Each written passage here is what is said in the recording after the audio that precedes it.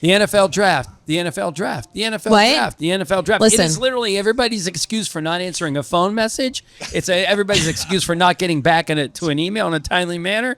It's everybody's excuse. In all seriousness, John and I have made it our ongoing joke that that's all you hear is that the NFL draft is coming and that we're prettying everything up. It's a good thing because we're using that as our impetus to get things read up, right? So we said, even Emsworth, you're in Emsworth, you're in Mount Lebanon, you're nowhere near the city, and people are like, it's for the NFL draft. And you're like, are you kidding me? We're in Emsworth. Kids, why isn't the laundry done?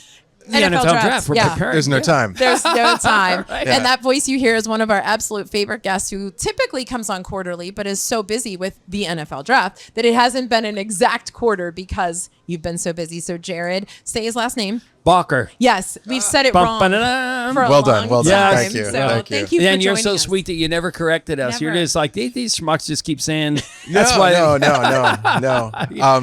For another podcast, but I just got back my my results for a DNA study. You know, as you look at your heritage, my heritage that I've been talking about my entire life is not there. oh my God. It's a It's farce? completely different. Yeah. It's been actually quite That's interesting. a teaser. Can you tell us what it is then? So I grew up always thinking that we had a predominant German heritage on my father's side. Okay. None there, not at all. It was my mother's. So both of my grandparents immigrated from the Ukraine. So on my mother's side, it was always very clear that we had a Ukrainian background. But on my father's side, it was always supposed to be more German, but there was no German in the mix whatsoever. That is absolutely. Isn't that crazy? This just happened about 3 days ago. I was sitting there reading the profile, and I was absolutely shocked. Had to call my siblings just to make sure that they understood. And now they're running to do it, right? 100%. Yeah, Yeah. absolutely. Just to prove you right. So you're like, well, funny. maybe Oktoberfest isn't that much fun, but there's still beer. Right. Oh, that's Now I don't funny. know what to do with my lederhosen. I'm going to give them the Jeremy Waldron. But listen, this is the perfect segue. But what is fun talking about the NFL draft, because that's literally what we've been talking about. Pittsburgh is Right. so proud. And Absolutely. you have to be proud. You most recently showed everybody the beautiful logo, what it was going to look like. The new brand. Yeah, the new brand. I mean, I say logo as if, but I Yeah, told you, it's so, the simplicity of the unveiling was just truly in Pittsburgh style. There wasn't this grandiose, it's a grandiose deal, but it made everybody feel like they were a part of it. Yes, absolutely. And when we stop, and obviously we have a lens into all of the activities going around this one event, and keeping in mind the NFL draft is massive, and it's also has done a lot for the community as far as building civic pride and giving individuals and organizations, even civic organizations, city, county, state, the excuse or the impetus, the inspiration to get projects done by a deadline. There is nothing better than a deadline to inspire progress. So we're really excited about that. But we have a lens into all of the activities going on just to make sure that 72 hours comes off in the best way that it possibly can. And it is about telling Pittsburgh's story. The NFL has been incredibly supportive of everything that we're trying to do to tell Pittsburgh's story, including developing a brand that is a good representation of Pittsburgh. It's not just black and gold like all of our sports teams, of course. Right. They said we have to represent 32 different clubs, so it can't be just black and gold, but it has to be something that's beyond steel. We are the Steel City. That doesn't go away. You know, we lean into that moniker. There's a little bit of that, but it's much more than that. And I think the NFL nailed it. I think they understood the assignment and they did an incredible job. Yeah, I would agree. Again, just the day we were there, we saw the logos from a distance.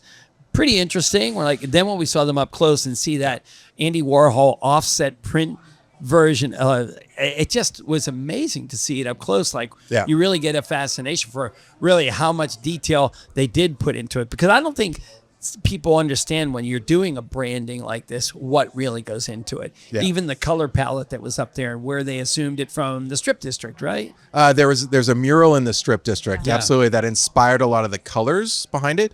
The Pittsburgh Arts Council has been phenomenal in working with us on this project and helping us really get that inspiration from our local artist community. It's been phenomenal. And that was one of the things that I noticed. You know, we know Pittsburgh is sports, right? But the fact that the artist community was brought into this and see Patrick there was just Patrick Fisher. yeah, it was Yeah. just so amazing. Like, Yeah. wow, this is a big deal. And the art, it's involved. But I want to interject and sports. say we have been so excited to hear that while we know we're a sports town, we are considered an arts town. Absolutely. Yes. We do a lot of sentiment surveys, of course, with travel consumers in Sure. particular around the world. And certainly, sports teams, in particular the Steelers, to be fair, they're probably, they have to be our number one associated brand when it comes to the city of Pittsburgh. But up there, high rankings, especially in international markets, is art and culture.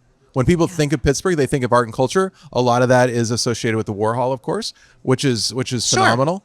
But arts and culture is a big part of Pittsburgh's brand globally. Yeah. Jerad, I know this is an awkward way to ask the question, but you're so good off the cuff. You are sort of at the helm of the conversation of the draft, and you're the face of it because you are the face of Visit Pittsburgh. When you're at a party, what is like the most commonly what do people want to know about the draft? And do you have to be like really tight-lipped, or are you trying to still kind of go through the process as you're learning? Because I'm sure you don't have all the details. Well, Not everything. and more of it's coming to fruition, obviously. Sure. The number one question really is just, where's the stage? Gotcha. People love to know where the stage is going to be. Anybody that understands the draft or has seen it on TV or on any screen, they always see the stage. And the stage is such a beast, if you will, all Sure. by itself. Right. They will come in and build a stage. And in the context of Kansas City, for example, and Detroit, both of them are as big as a football field. Like, this is a major infrastructure project that they will build from scratch outside of Acrisure Stadium. So there are. Oh, so it's outside of the stadium. It's outside I of did the not stadium. realize that. Yeah. Okay. The challenge with doing, and I don't want to say they've never done. They might have done one inside a stadium, but NFL does not like to do them inside a stadium because then it becomes a stadium event or a home game. Sure. It feels like a home game.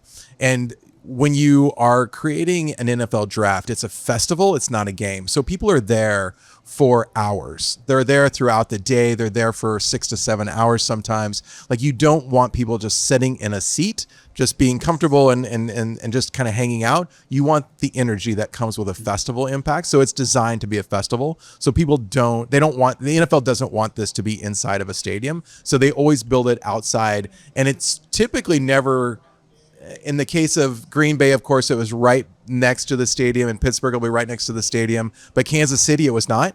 The backdrop was Union Station in Kansas City. In Detroit, it was downtown Detroit, so it wasn't next to the stadium. So they typically aren't even close to a stadium. But right now, there are hundreds of people working on the NFL draft for Pittsburgh. Hundreds. When you think of planning the site itself, the stage construction, everything on the site there on the North Shore, all of the planning going into that, traffic studies, PRTs involved. The list goes on and on when it comes to traffic studying. But even our public safety officials, we have 17 public safety organizations on city, county, state, and federal level who meet weekly to talk about what do we need to do, what kind of resources do we need to bring together for this draft. There's tabletop exercises that are going on. There's all kind of risk scenarios that are going on for that to make sure that people are safe when they're on the ground. Downtown Pittsburgh is being planned from a decor standpoint, activations, companies coming out that really want to be involved. How do we make sure that our companies are displayed in full fashion in and around Pittsburgh so that we can help promote our local brands? Hundreds and hundreds of people are involved in this project.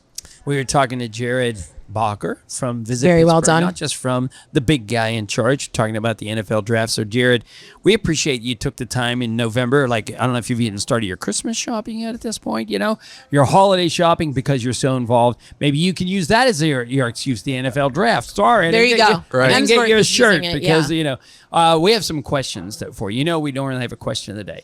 But first of all, Where do we you get that brought hat? You got some pretty it's pretty good swag here, the NFL draft. And so just happened to ask for a friend, do you happen to have a junk drawer item for us?